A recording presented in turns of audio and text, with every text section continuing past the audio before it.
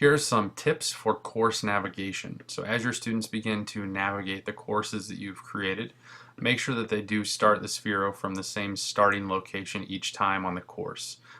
For an example here, you can see that the Sphero is on this beginning line of this course. That's a good reference point that they can use to start each command. So rather than starting from this location the first time and then starting from here the second time and then maybe coming back here the third time, just get them to continue to start from the same location each time. That will alleviate some headaches.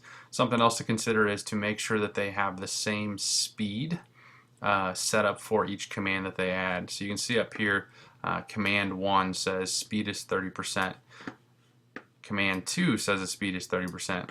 Basically what that means is if I was going to go at 30%, let's say the ball traveled to this location. If I change that speed to 50%, the Sphero might travel to this location. So you can see it's going to alter how far that Sphero will roll based on the speed that they chose. So for example, let's say that they chose 30% and it navigated correctly. And now this next one, they thought, well, you know, this one was that command of 30%, 0 degrees heading, a delay of 1,000 milliseconds. That distance it traveled is pretty close to the same distance the second command needs to travel. So I'm going to go ahead and change my second command.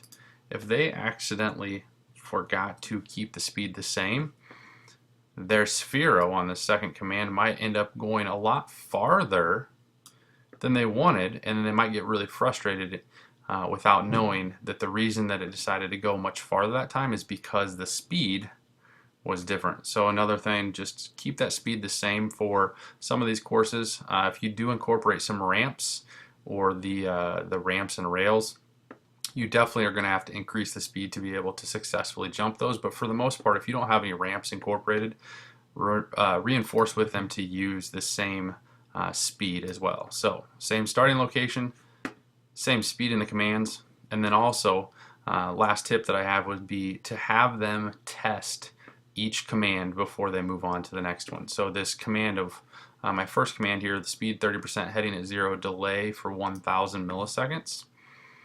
Make sure that they test it before they move on to command number 2. So if the Sphero rolled to this location, they're going to have to change their one piece of their command, which if we have to keep the speed the same, it's going to end up being the delay that they're going to need to change. So let's say that they ended up changing this to 750 milliseconds.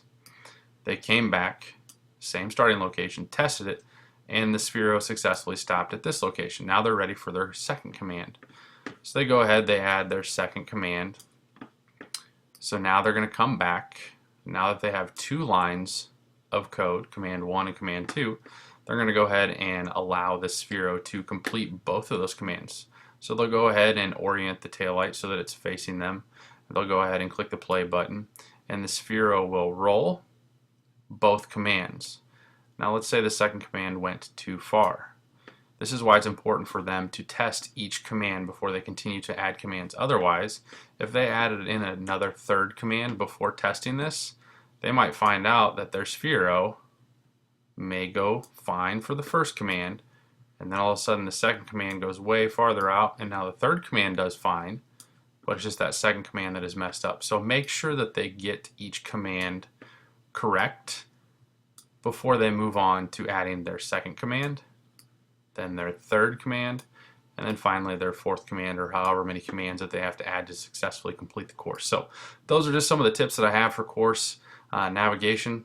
Start at the same location, keep the speed the same for each command you add, and then also make sure your students are testing each command as they add it.